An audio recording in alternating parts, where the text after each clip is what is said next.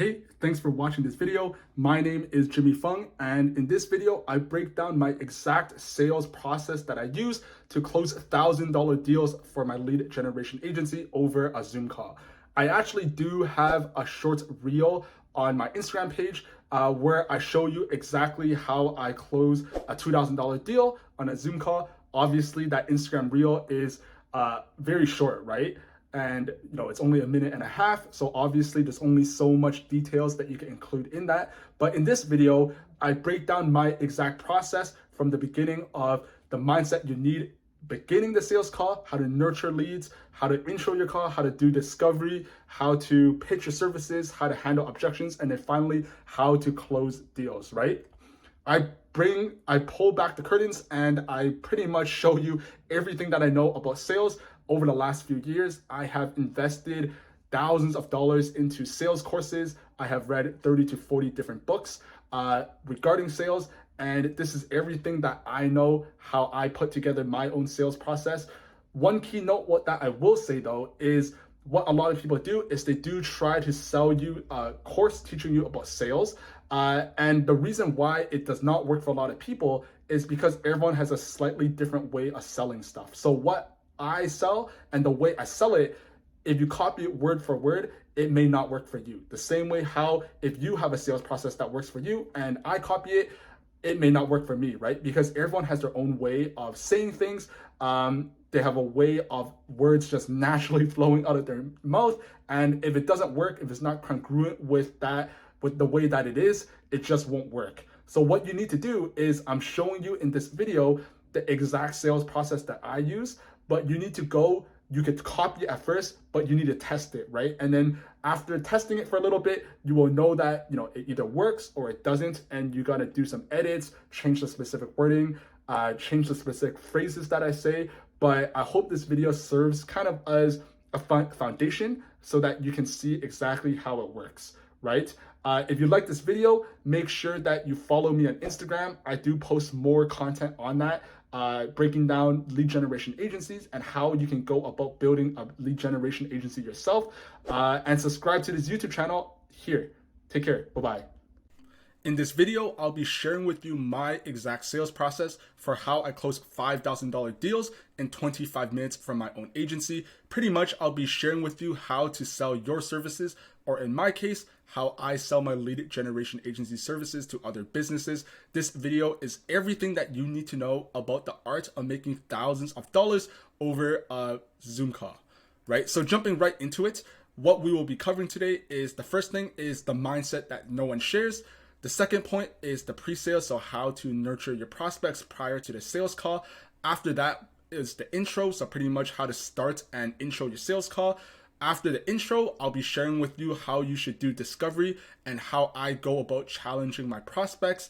After that, I'll be sharing with you how to go about pitching your own services, how to handle objections, and then finally, how to close the call. So jumping right into it is the mindset that no one shares, right? So the most important thing that you need to understand is that competency is the name of the game in terms of sales, right? You are there to close a deal and to get a next step at that call, right? You're not there to talk about a bunch of random stuff that is irrelevant to the purpose of the call, right? It's really that simple.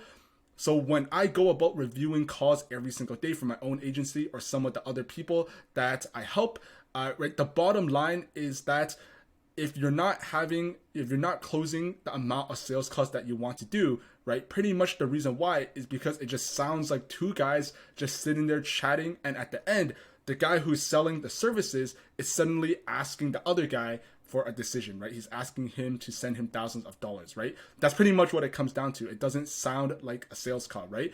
There are different phases at each point of the sales call, and the person running the sales call, as that person, it's your responsibility to make a decision at each point of that call, right?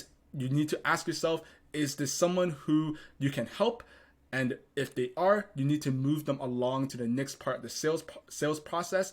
And if it's not someone that you think you can help, right? If it's not someone who you really can't do too much for, you need to figure out that they're not someone you want to work with, and you need to let them know, right? That's the mindset that you need going into the call, right? And the other thing that I wanted to share as well is in the beginning, when I first started taking sales calls for my own business, I used to be extremely nervous taking those calls, right? And the thing that helped me really change this mindset was realizing that if, I'm in Toronto, right, I get a bunch of these scam calls every single day, people calling me up, acting like the CRA, so the tax agency, or people trying to sell me duct cleaning services, right? If a scammer can call you up by phone and they could scam people out of thousands of dollars, right? And I know that they're making thousands of dollars doing this, because if it doesn't work, then they obviously wouldn't be, calling people every single day, right? And they've been doing this for years, right? So if scammers are able to pick up the phone, call someone and scam someone out of thousands of dollars, then how is it possible that, that you're struggling to sell your legitimate service, which provides legitimate business value? You need to stop and ask yourself that, right? And once I realized this, it really helped me click in terms of a mindset. And I realized that selling should not be that hard. And the only reason I was nervous was because I put it on a pedestal in my own mind and I made it harder than it needed to be. So it's kind of a mental game, right? What you need to understand is you are on that call because the person that you're chatting with, they have a problem inside of the business, right? And that's exactly why they set up a time on the Zoom or on your calendar, right? People don't want to waste time. And the only reason they put 30 or 45 minutes on the calendar is because they think that there's a problem inside their business and they think you might potentially be able to help them, right? So you need to figure out if you can help them solve the problem or not. So once we have the mindset out of the way, that's how you need to be approaching your sales calls. The next step is the pre-sales, so nurturing your prospects, right? So you need to understand that the sales starts even before you jump onto that Zoom call. The selling starts the second that their name appears on your calendar or inside a Calendly, right? Which is the calendar booking software that we use inside our own business, right? What you have to do is you need to make the most out of your availability. Every single sales call on your calendar, they need to be as qualified as possible and they need to be properly prepared for that call to give you the highest possible chance of closing the deal.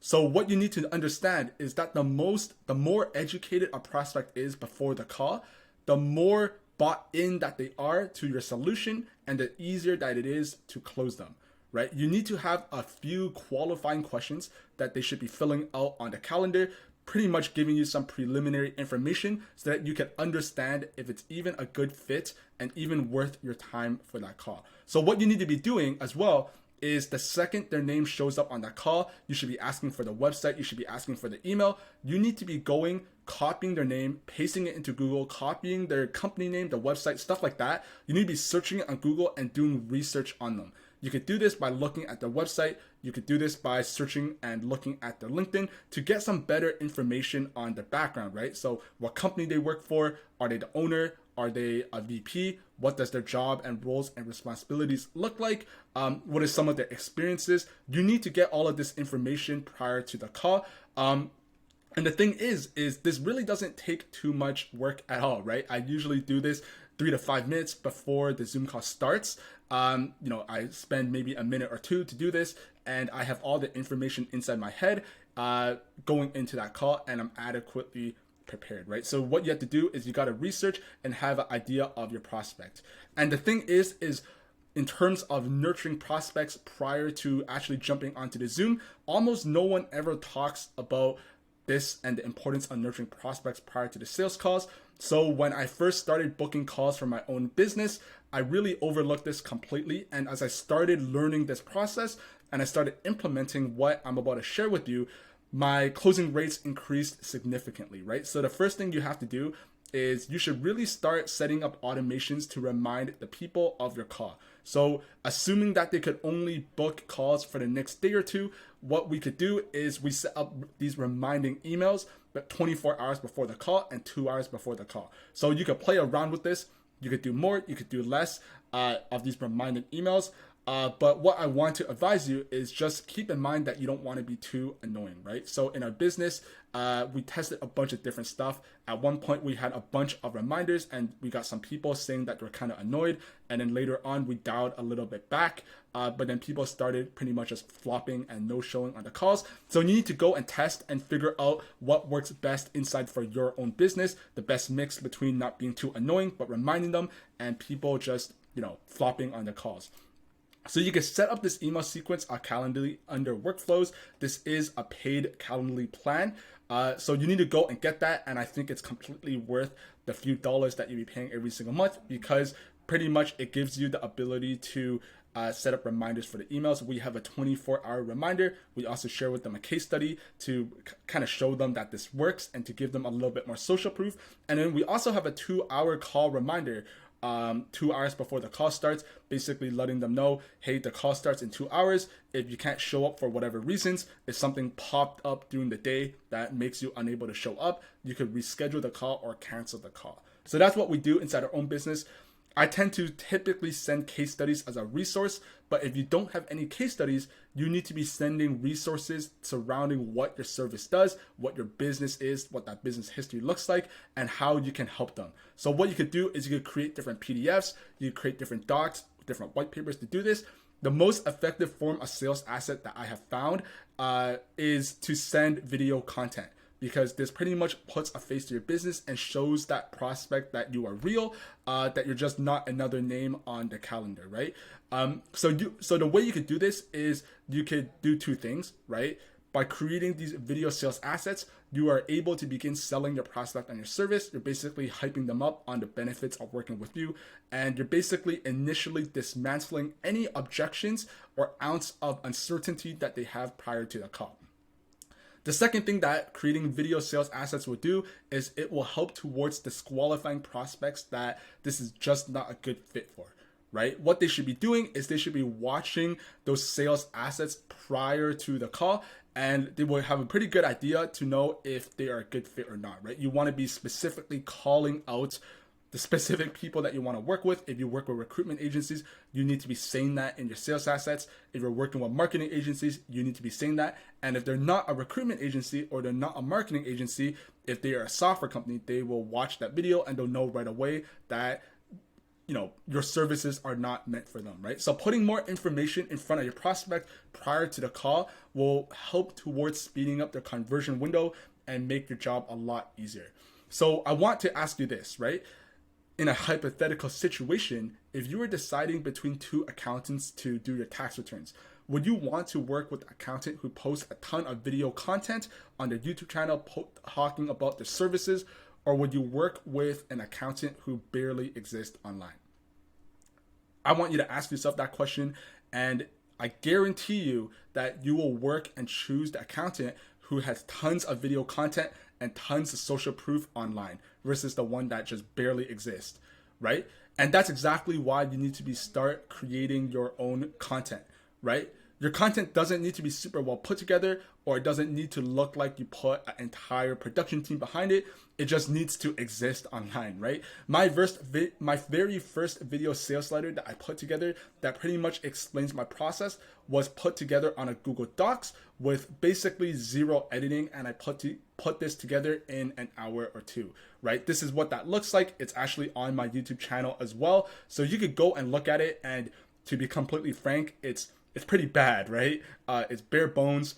It's not good at all, as very little production quality, but it still got the job done and helped me put the first few hundred sales calls on my calendar and do some preliminary warming up to those people. Hey, hope you're having a really good day. Hope you're doing well. My name is Jimmy, and in today's video, I wanted to quickly record and show you.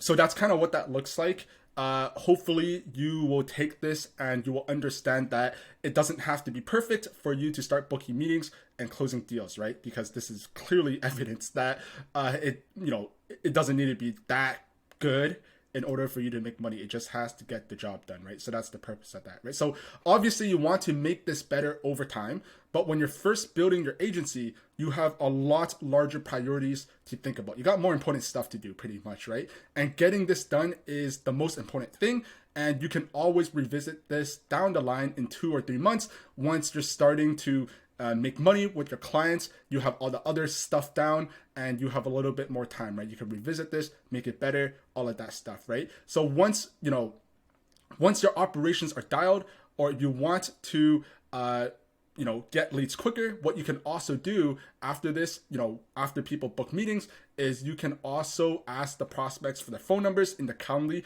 And what you can do is you can pick up your phone and start dialing the prospects, right? So basically you just take your phone, you will enter the phone number, you cold call them, and you basically talk with them briefly for 2 or 3 minutes, ask them about their business, see what they're looking for at a high level, and basically qualify them, right? And that's the most effective way towards booking meetings, in my opinion, right? Cold emailing is great because it's very passive. You spend a lot of time upfront setting everything up. And then once that is launched, you obviously spend a few hours tweaking it here and there. You spend maybe an hour, 2 hours a day on inbox management. But for the rest of that, it's basically passive, right? You just wake up, you hire inbox manager, you wake up and you see meetings on your calendar. Cold calling is not really like that. It takes time to do, and you can't just outsource it to anybody, because if you want it to be effective, you need someone who is proficient at speaking English, most likely someone in your time zone as well, or in the time zone of the prospects. So it's not as easy, but it's the quickest way towards booking meetings, because you're directly talking to someone and you're directly making an ask, and you hear directly on that call if they're interested or not. So for us, we cold call prospects at our own agency after they book a meeting. And although what we have found is by cold calling people after they book on the calendar, the number of sales calls have decreased a bit, because we're removing the people who are not qualified or who are tire kickers. The ones that we do end up talking to, they're extremely qualified, and the closing rate is extremely high. And just to give you a little bit of a golden nugget, this is literally how people close deals for $10,000, $20,000, even $50,000 over a Zoom call, right? It's because they're picking up the phone, they're cold calling those people. That's pretty much what an appointment setter does, or SDR does at a really large company, billion-dollar companies. They use SDRs to do this because it nurtures that prospect at a higher level, right? So I personally know someone who closes at a PR firm, right? A public relations agency, and they close deals for $150,000. So 6-figure deals. They do this over a 45 to a 60-minute Zoom call. And the way they do this is because they have someone else, they have an appointment setter who, prior to that Zoom call, they pick up the phone, they call that person, make sure they watch all the content and understand how the business works, right? And make sure they're qualified, right? So, but obviously, if you're just starting your business, or you're not making that much money in your business, still looking to sign your first few clients, cold calling is not necessary. And I don't want you to get confused or feel overwhelmed by this, right? If you're just starting out, a cold email sequence that you set up on Calendly, it will get the job done, right? So as you make more money, then obviously you want to make your operations more efficient. You want to make them better, and cold calling is how you do that. But upfront, you don't really need to do that, right? So the key takeaway, if I want you to take away from this chapter, is the purpose of nurturing your leads prior to jumping on that Zoom call is because you're doing this to build trust, and you're doing this to build credibility with people who have never met you or people who have never spoken to you before, right? You're essentially warming them up for the sales call. So that is what that looks like. So jumping right into the actual intro of the sales call. Okay, great. You pre-warm them, you send them some content, you're on that Zoom call, and they joined the Zoom call, right? You were probably taught to build rapport, right? And this is not at all bad, depending on the personality of the prospect. But most people take it way too far. So they ask questions like, "Hey John, how's the weather? Where do you go to school, John?" Right? Or what do you study? Right? And what you're doing by asking these type of questions is you're essentially wasting the call by asking surface level questions that get you nowhere closer to the sale, right? And that's not to say that you can't loosen up and have a normal conversation with prospects, but you can't rely on this as a means of building rapport and think that this will close the deal for you. What you need to do instead is you need to be direct, you need to be professional, and you need to know how to ask powerful questions, right? So for myself, the way I intro the call is I'm very straight to the point. I say, hey, Steve, this is on the calendar for 45 minutes. Shall we get right into it? And then after that, you then want to introduce yourself, but you don't want to spend too much time on this, and you definitely want to keep it brief. So what I say is, so Steve, if I can take just a second to introduce myself. Once again, I'm Jimmy Fung. I'm the founder here at Salesway.io, and we've been running this business for a little bit over a year. Pretty much, we are a sales consulting company, and we have worked with a little bit over 50 clients in the B2B space, and that's pretty much my intro, right? So after that intro, you then want to establish the agenda for the call. What you're doing is you're explaining how the call will go, and you're outlining the structure that it will follow. So what I say, and this is a little bit long, but this is exactly what I say after the intro. I say, hey, Steve, so with your permission, what I'd like to do is set some expectations for this call. Number one, I'd like to clearly understand what you're looking to achieve and some of the key challenges you're looking to solve for, right? I know we touched on this very briefly based on our email communication, and I want to understand and expand on that a little bit better. Number two, if that resonates with you, I want to share how we could potentially help solve those problems and provide you business value. And then number three is I want to provide recommendations and next steps or a path forward. Now, here's the kicker, Steve. If you feel like there isn't a fit here, for example, whether the problems that we solve just don't resonate with you, or you feel like we're not providing you business value and it doesn't align with what you're looking for, we can shake hands and move on. Does that sound fair, Steve? So that's how I set the agenda for the call. What you could do is you could use something similar, but I do want to mention that in terms of these scripts, this is just use this as a framework because you don't want to sound like you're reading off of these scripts, and you definitely need to apply tonality, or else what happens is you just create unnecessary sales pressure, right? Because these people on these calls, they've been on calls many, many times before you, and after you, they will as well. And they know exactly what it's like to be sold to. So you just need to be professional. You need to say this with authenticity, and you need to apply the right tonality for this, right? But this is how I do it. So this is the intro. After we get into the intro, the next part of the call, this should take up maybe 20 to 30% of the call, is the discovery section and what I call challenging your prospects. So in this part of the call, your goal is to understand your prospect and figure out where they are at in their business, right? What you need to be doing is you need to identify if they have a problem you can help them solve. And if you realize that your service can't help them, you disqualify them by telling them that this isn't a good fit. So what you could do is you could start this discovery section of the call by saying, so Steve, I'd like to know. I know I reached out to you over email, right, a couple of days ago, but I'm curious to hear what piqued your interest that prompted you to take another look. So that's what I like to say. And the goal with this question is to really figure out why they booked a call with you, right? You reached out to them, but so did hundreds of other people over the course of the month, right? But why you specifically? Why did they book a call on your calendar, right? After asking this question, in my experience, they will either tell you one or two things. They will either tell you the problem that they're solving, or they will tell you that they saw your outreach message, they thought it was interesting, and they wanted to learn more.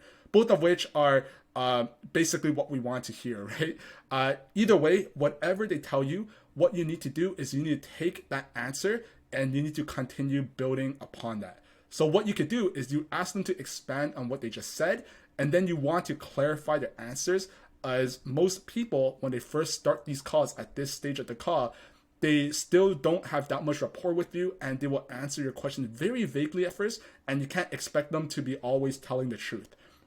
So what you need to do is you need to get them to expand on their answers here, because what you're looking for is you need to find the real problems that your offer solves. So once you take a few hundred sales calls for your offer, for your business, what you will quickly realize is that everyone has the same few basic problems. So the question is, why not just ask them which one they're facing right now? So what I like to do is, inside my own offer, the Lead Generation Agency, there are 4 very clear problems that people have when they jump onto the sales call. And again, if they don't have any of these problems, usually they're just disqualified, and I just tell them, hey, we're not a good fit, and I move on to the next person. But what I like to say is, hey, listen, Linda, we speak to many VPs in your space, and typically we kind of hear 4 common problems that they are facing, and I'd like to run through some of them with you to see if they resonate. Maybe a lot of people, when they come to work with us, a challenge they're having is they maybe weren't doing outreach because they didn't want to, or they were not doing outreach because they didn't have the time. Or maybe they did the outreach themselves but did not want to, or they did the outreach and they just weren't seeing any results. So Linda, does any of that resonate with you, or am I off base here? So that's what you want to ask. You're basically establishing the common problems, and by doing this, your goal is to help them identify what problem or problems that they are having, and for them to pretty much self-identify and put themselves into a bucket so that you can understand how you can exactly position your services. So what you need to be doing during the discovery portion of the call is asking them a provoking question. You need to listen to the response. You need to build off of that by getting them to expand on that. And then you reply back by giving your opinion on what they just said, and then asking another provoking question to lead the sales conversation forward. So an example of that framework would be, so Linda, we're finding that a lot of recruitment agencies that we chat with are seeing X, Y, and Z problems in the market today. So I'm curious to hear, how are you tackling this challenge and addressing that so far in 2023 or going into next year, 2024, right? So once you talk with a lot of people, once you do some market research and understand your industry better, you'll be able to see very clear patterns that you can then relate, right? And this is very important, because if you don't do this, you come off like someone who just does not understand your prospects' worldview at all. You don't even understand their industry. You don't understand their problems. So if they think that, what they'll also think is, if this person doesn't understand my problems, how can they possibly help me solve it? So what you're doing with this type of question is you're asking a question by reframing it, right? So the only way to ask a question like this is, number one, to do research on your niche. And number two, you need to understand your industry and the common challenges. You need to know the different quirks. You need to understand how businesses in that industry makes money. If you're selling to recruitment agencies, you need to really understand how recruitment agencies get paid. If you're selling to marketing agencies, you need to understand how marketing agencies get paid, how much they get paid, what's their typical sales process like, all of that stuff, right? You can't just fake this with confidence. You actually have to spend some time and do some research, right? This will probably take you an hour or two. Doesn't take too long, but you just need to understand it, right? You could do this using Google, ChatGPT, watch some YouTube videos about people. If you're pitching marketing agencies, there's tons of YouTube videos talking about how to make money in a marketing agency. So watch some of those and get your information there, right? So after you do this, what you want to do next is you want to dig deeper and understand, what have they done before, or what have they tried before to solve some of their business challenges. So what you can say is, so Steve, you mentioned that you've been facing these problems for some time now. I'm curious to hear, what have you tried in the past to tackle them? And depending on how confident you are in terms of the sale, you can also dig deeper by asking this question, right? You can also follow up that earlier question by saying, so help me understand, Steve. I want to understand what's happening, right, in the business right now that's kind of prompting you to, to take another look. So with this type of question, it's a type of question where you help them to dig deeper to understand why they want more help, right? You understand you understand that they have a problem. Now you have to understand why they're looking to solve that problem, right? So it's always recommended that you dig deeper whenever a prospect replies back to your question, so that you're able to better understand their situation better, and you're essentially getting them to sell themselves. But I will say this, right? If you're new to sales or you're not super proficient with the skill of selling, you need to be very careful about how you say these things, because if you say them incorrectly, or if you say it with the wrong tonality or the wrong speed, or you just pretty much just butcher it, right? What will happen is you will end up sounding like a high pressure salesperson. And what you will do is you will end up creating a ton of sales resistance, which is exactly what we're trying to avoid. Because if you come off as a salesperson, as a high pressure salesperson, or you create a lot of unnecessary sales resistance, your prospect will not buy from you because they feel like they're being pressured into giving you the money, right? So after this, you want to figure out how serious the prospect is with finding a solution to their problems. So when I first started taking sales calls, I never qualified prospects with questions like this. So what actually happened was I ended up basically pitching everybody that I spoke with, right? Which is a massive waste of time and a massive drain on my energy. So what you want to do is you want to qualify prospects by grouping them into buckets based on how serious they are. So what I say is, so Steve, so people that I typically speak with, they really fall into 1 to 3 buckets. The first bucket is they are either looking at what's out there for education purposes. The second bucket is, this is kind of high on the priority list and they're looking to solve this within the next month or two. And the third bucket is it's kind of lower on the priority list and they're looking to solve it, later this year or in a couple of months. So I'm curious to hear, Steve, which bucket will you put yourself in? So after asking your prospect which of these 3 buckets that they fall inside of, they will usually tell them what they're looking for, right? So if the prospect tells you that they're just looking at what's out there and the vibe that they give off is that they're not, they're just not that serious about your services and solving this problem, what you want to do is just disqualify them by saying, hey, Steve, I appreciate the time today. I appreciate you jumping on this call. And thanks for your honesty, right? What we're probably at right now is we're just not a good fit at this time. I'm wishing you a successful end of 2023. So that's what you say to disqualify people. And when I first started taking sales calls, I was very uncomfortable saying these phrases to disqualify people. I don't know why that I was so scared of saying it, but instead of saying this, I just went ahead and pitched them, right? And what I realized after taking hundreds of sales calls is you just don't want to be pitching unqualified people, because at this point of the call, you'll probably be maybe 10 to 15 minutes in the call. And if you realize they're disqualified, you just lost 10 to 15 minutes, right? But if you continue going on with that, you might end up spending half an hour, 45 minutes, maybe even an hour just to find out that you wasted an hour, right? So wasting 15 minutes is a lot better than wasting a full hour or wasting 45 minutes. And that's the reason why you need to be disqualifying people, right? So all my questions that I asked, they all have meaning and they're not hard to understand. The prospect knows that I'm willing to say that this isn't for them, which builds trust by itself, right? What you need to do is you need to make this part of the sales call as long as you want. You need to keep asking questions, but only ones that pertain to your solution. So you don't want to be asking useless questions that really does not move the conversation forward. And whenever the prospect answers, you need to remember to listen.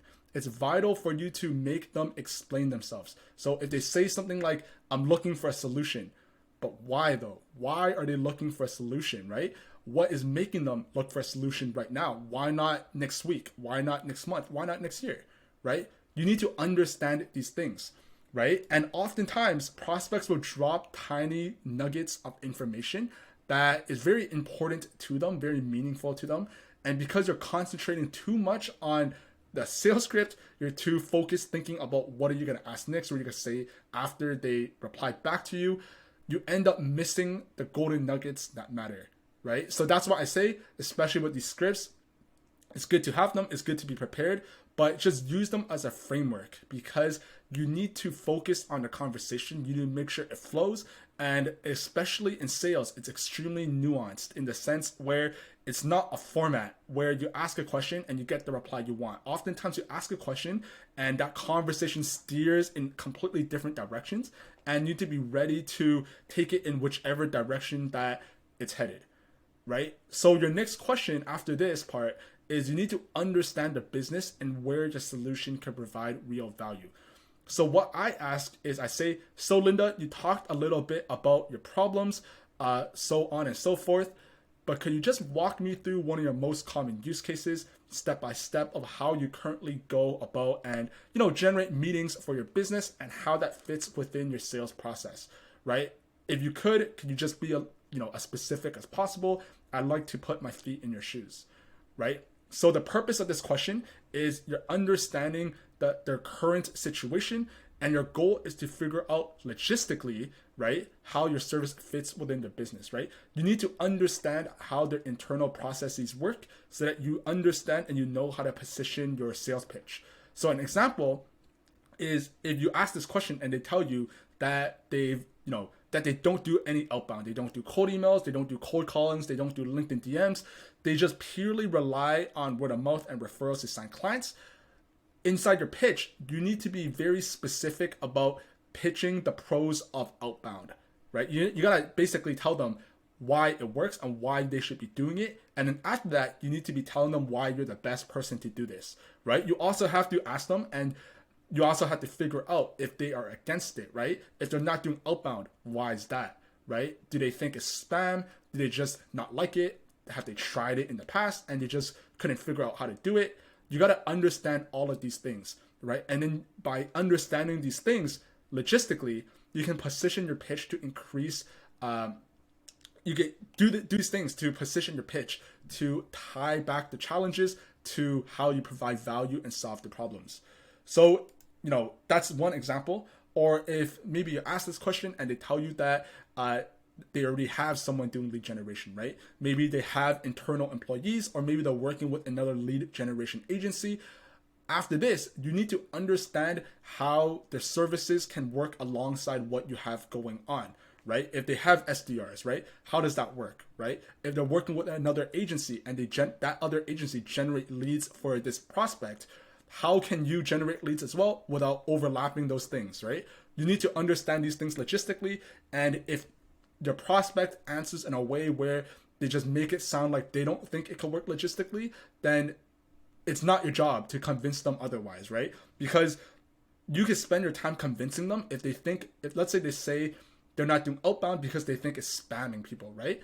You can spend the next 30 minutes convincing them why it's not, and that all the large companies, the Googles, the Microsofts, the IBMs, they all do outbound cold calling, cold emailing to a degree, but you're just wasting your time, because at the end, you get to the end of that 60-minute conversation and they'll just say, hey, sorry, Jimmy, listen, I just don't think this is for me, it's spamming, right? So you're just wasting all of your time, and if they don't think it works logistically, then you disqualify them right there and right at that time.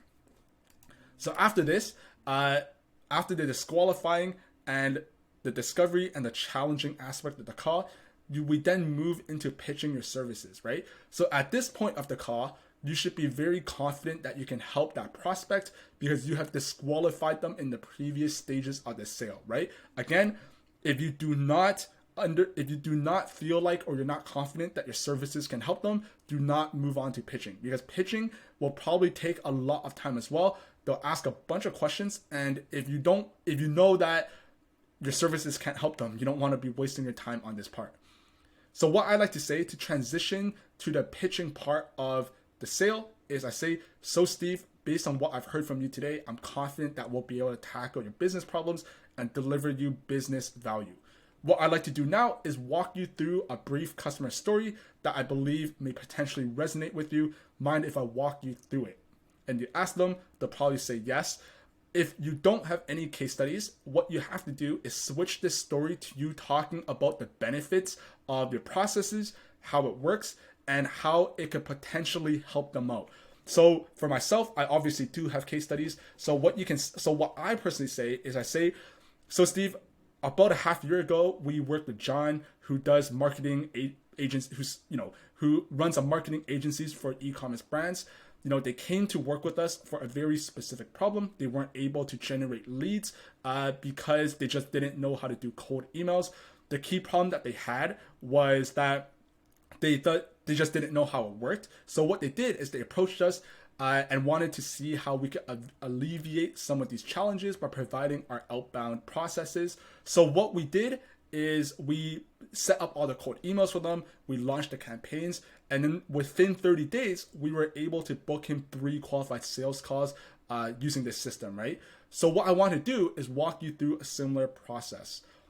So you see how by me saying that, I'm able to tangibly tie the services that we sell towards helping him, right? Because then what Steve will hear is he will hear about how our services led to John booking 3 qualified sales calls within a 30-day period, right? So it's important that you walk through a customer story. And if you don't have any case studies or experience with this, what you need to be doing again is you need to be doing an overview of the challenges versus a comparison of what you do as a service, because it ties the problem with the solution that can solve it.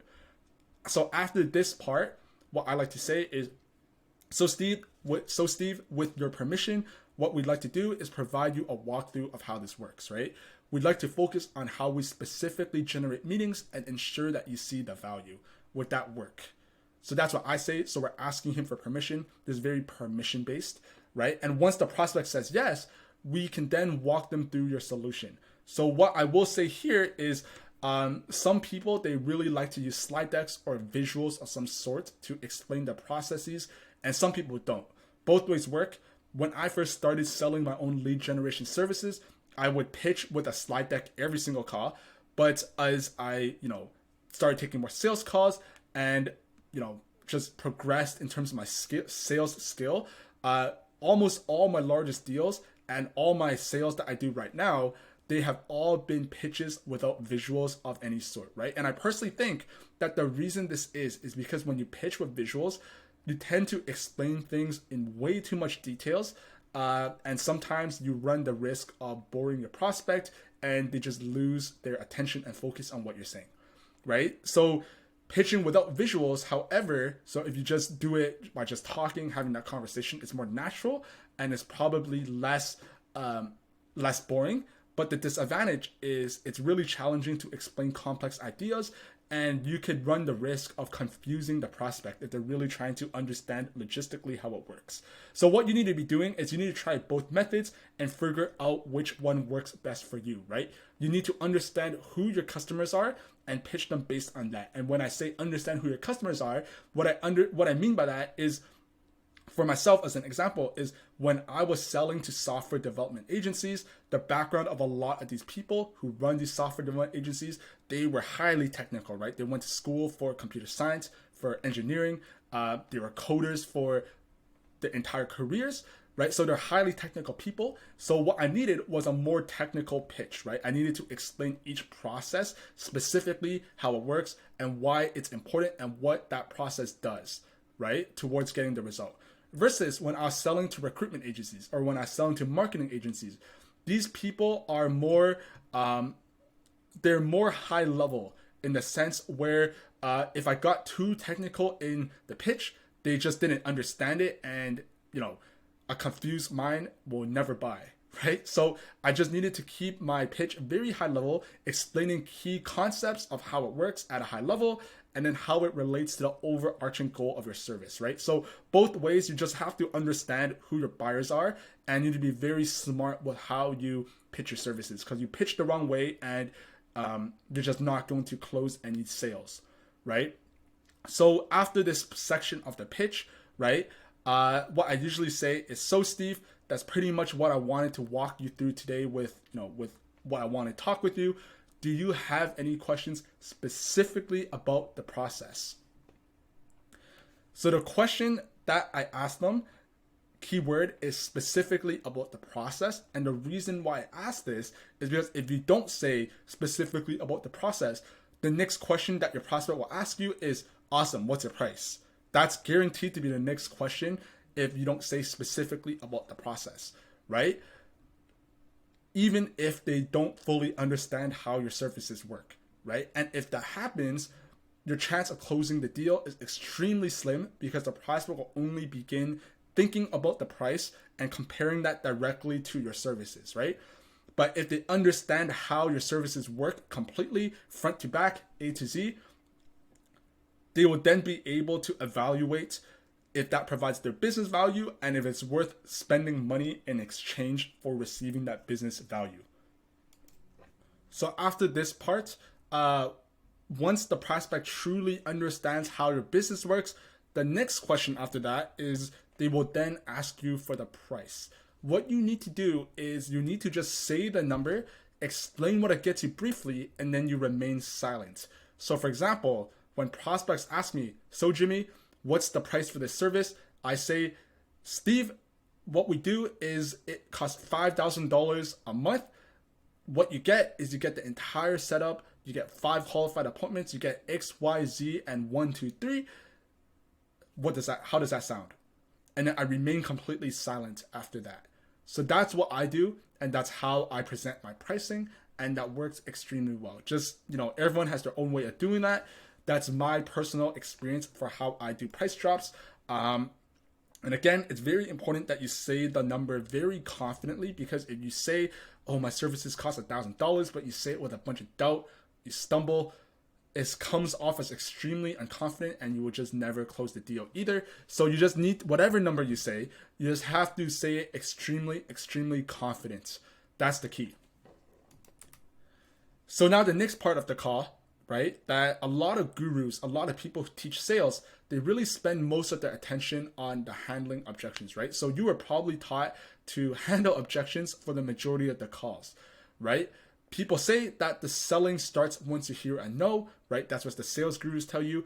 And although I don't 100% disagree with it, what you need to do is you need to understand why you get those objections and how to navigate in those specific situations, right?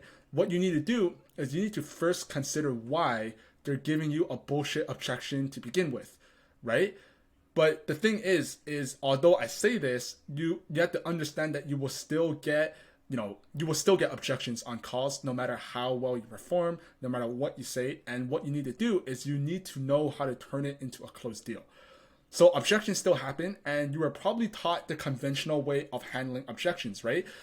People tell you to continue digging and digging and digging, asking questions after question until you feel like you have arrived at the correct objection. Then you handle it from there. And perhaps you have tried this. Maybe if you've never taken a sales class, you haven't tried this, but you heard someone talk about it, right? And this might have worked a few times, but it's definitely not a sustainable way to close deals at scale, right? And the reason why is because the market has sophisticated. A bunch of people, they understand how sales work. They understand that you're trying to diffuse their objection. You're trying to overcome their objection, right? So they become very resistant to it. The second they hear you open your mouth to the objection, they already, in their own minds, they're like, yeah, I know exactly what this dude is doing. Because the market has sophisticated, right? Your prospect knows exactly what you're trying to do, and they get really impatient and they'll get annoyed very quickly, and they try to just get off the call. So whenever I get an objection, what I do in my mental model for this is I automatically assume that the objection, it's either a value objection or a money objection, right? And what you have to do is you need to enforce an open conversation that can prove otherwise. So instead of probing around and asking question after question, what we need to be is we will be direct, we'll be concise, while asking the least amount of questions that yield the highest results. Remember, in the beginning, I said the key is to be asking powerful questions. So to make it simple, if someone says, Jimmy, I need to think about it, what I would then say is, okay, no worries, Steve. Listen, now that I have gone through everything, right? Does this excite you, right? Is this something you actually believe will get you results, right? And depending on what they say, they might say, no, I don't think it will get me results, right? If they say no, right, you just pretty much fucked up in the phases of finding out the goals and tying it to your solution, right? You're pretty much you just screwed up, right? That's just what it is. You need to go back and you need to probe and correct any misconceptions they had about your service, about your offer. And for the next call, you need to identify where you messed up and you need to change it, right? That's quite literally what it is, right? If they say yes, they understand and they believe the value of what you're trying to sell, you have to understand why they feel that it is, right? You need to ask them why they feel that way. Again, you got to dig a little bit deeper. And then if you do this correctly, the prospect will then tell you exactly why they feel like the solution is what they're looking for, right?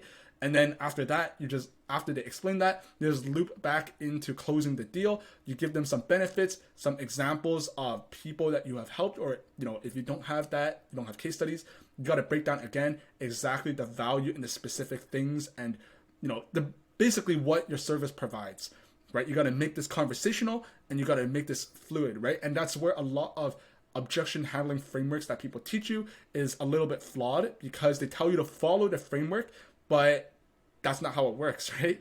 You got to be very conversational, you got to be fluid, and you got to be ready for any possible reply that the prospect gives you. That's just how it is. That's the simple truth of sales. So once you're able to handle objections, what you need to be doing is you need to be closing the call, right? So a lot of people overcomplicate this part of the sale, right? What I will advise to you is don't overcomplicate this. If someone wants to work with you, if they understand and see your value, they trust your process, no matter what you will say, it will make very little difference to the call, right? Obviously, if you say some really stupid stuff, then, you're screwed, right? But what I'm trying to say is at this point of the call, when you're trying to close and they believe and trust the process, it's really not that hard, right? It's on you if you lose the sale, right? If you've done a good enough job relating the value of your services and tying that to the problems or challenges that they have, and you're able to show the prospect how it's the key, your product or your service is the key to solving the biggest problem, you can literally just ask the prospect, so Steve, where do you want to go with this? Or you can ask, so Steve, what do you think are the appropriate next steps? And if you've done a good enough job, Steve will tell you, let me take care of the invoice and we'll go from there, right? Let me take a look at the agreement, we'll go from there. He'll say some variation of that. So what I'm saying is, what you really need to understand is at this point of the call is you don't need a bunch of fancy techniques, and something like these two examples work extremely well to close the deal, right?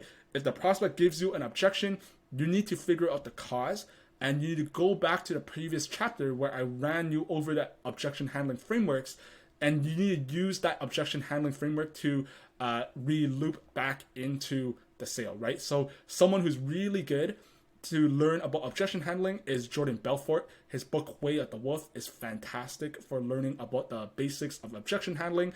He did a really great job. Just keep in mind that the process that he used is extremely high pressure. So although it works, you got to take that and iterate and try different things, because if you use that word for word, he does give you some basic scripts and frameworks. If you use those things word for word, you will create a lot of sales pressure and it won't really close, right? And his techniques, his objection handling processes, it's called looping, objection looping. It's very well known, and a lot of people that you talk to will understand how it works, right? So you got to take that and iterate that a little bit, right? So if your prospect is ready to move forward, what you need to then do is collect payment on that call, right? So what you could say is, awesome, Steve. So the next step is for me to send you over the invoice for $5,000. Is steve@google.com. So whatever email they booked the call with on the calendar, is steve@google.com the appropriate email to send this over, right? You wanna ask that question, just say yes, and then you say, Steve, so I just sent you over the invoice. Can you just check your email inbox and let me know if you see it? Sometimes it bounces, right? Or it just doesn't send properly for some reasons, right?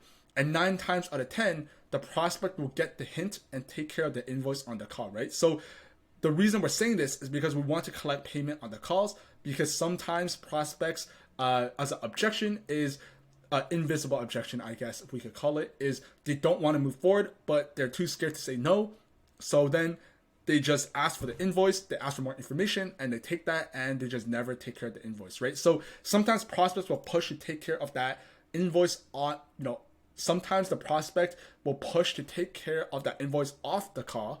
And that's when you need to be smart and have intuition as to if they are bullshitting you or not. So a strategy I used, and one that I say to prospects, is, especially if they are pushing to pay the invoice off the call, is I say, so Steve, while we have you here on the Zoom, we might as well set up the onboarding call. Does next Tuesday at 11 a.m. work for you? So by saying something like this, you are indirectly testing the prospect to see how serious they are when moving forward. If they pay the invoice, what you need to do after that is you need to put an agreement outlining all the scope of work, right? So this is pretty much the sales process.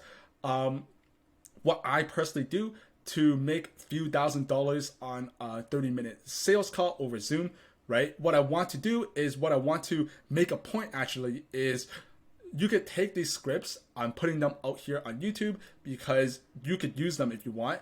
But what you need to understand is everyone has a different style when it comes to selling. So what works for me may not work for you. What works for you may not work for me. What you need to do is use these sales scripts that I'm giving you. You could build upon that, put that into a Google Doc, put that into a Notion, put that into something.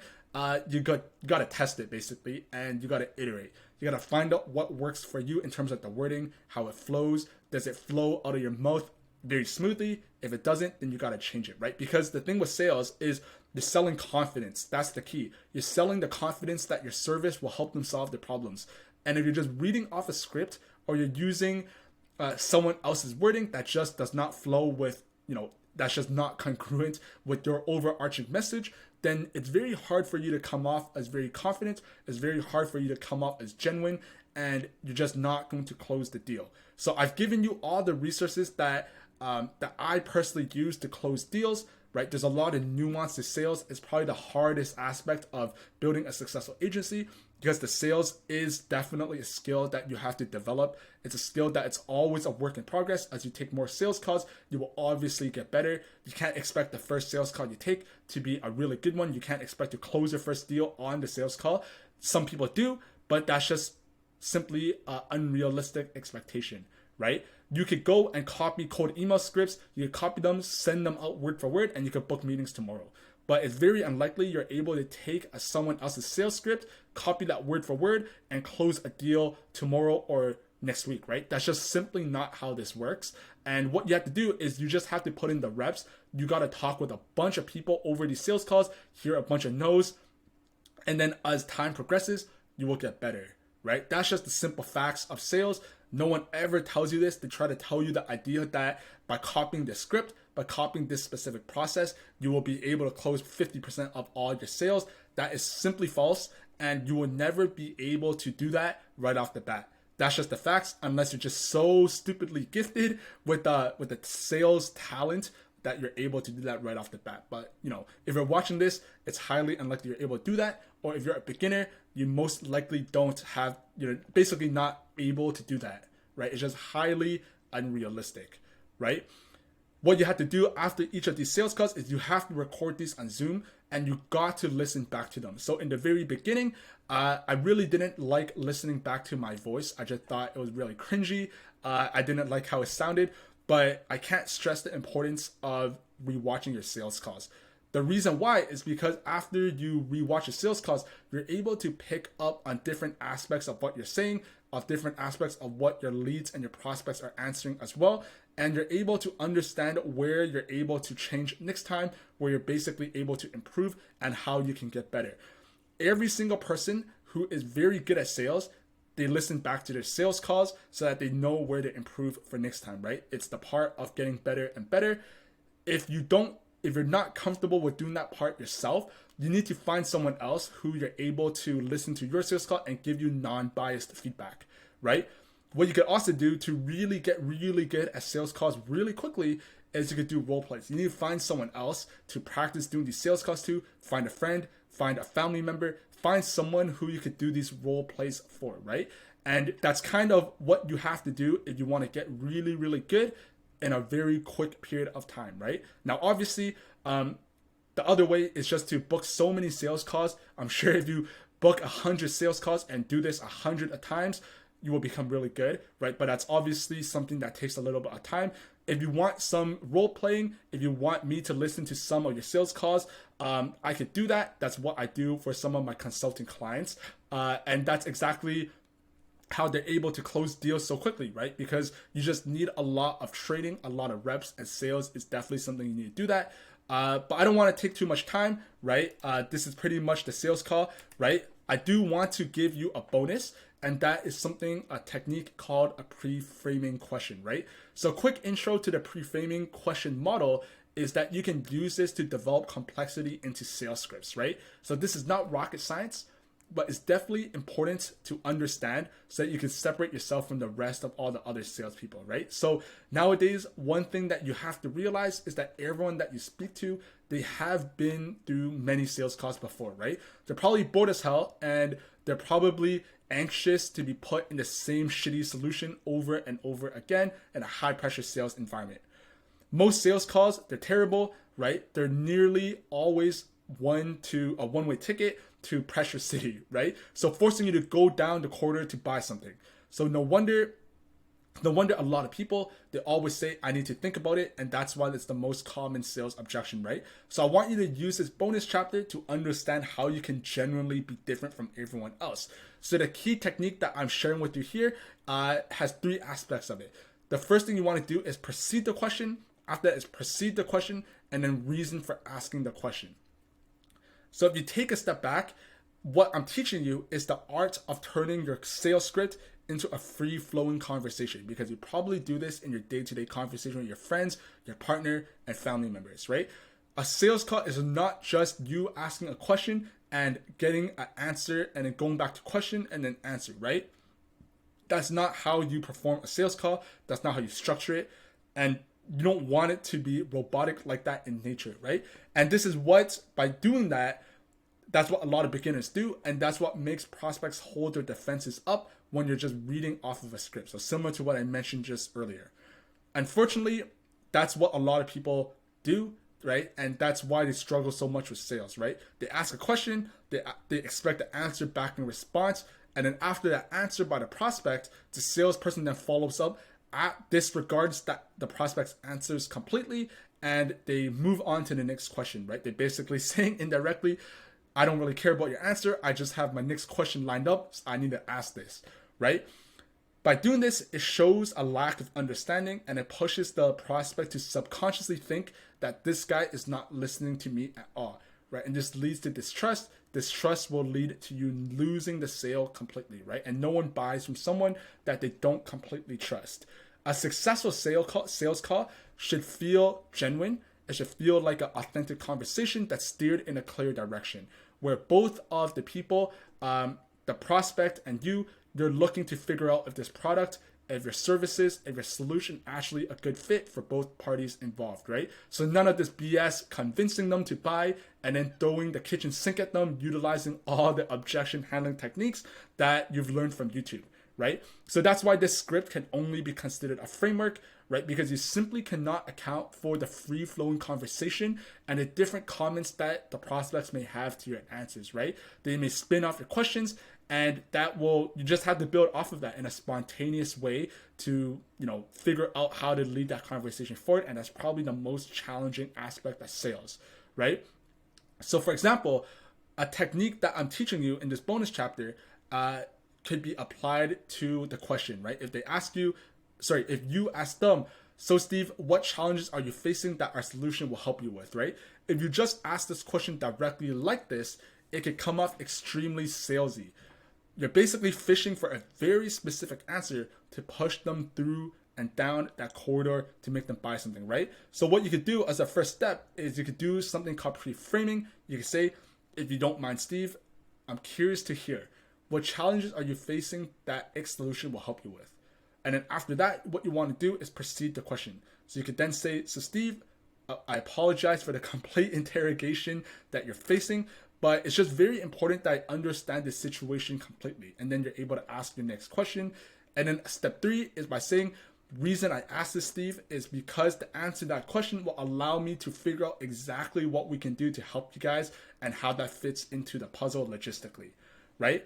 So you're basically giving some more background context, some background information as to how this works. And by doing so, you're able to ask your question in a very specific way, especially the high pressure sales questions, and make it come off slightly less salesy, right? So that's pretty much what I wanted to review with you. This is everything that I know about how to close sales. Obviously, again, there's a lot of stuff and you got to read in between the lines, but I hope you watched this video. I hope you're able to take something valuable away from this. If you are, and you have any questions or you want me to help you in any sort of the way, comment your question down below and I will reply back to you. And I'll see you in the next video. Bye-bye.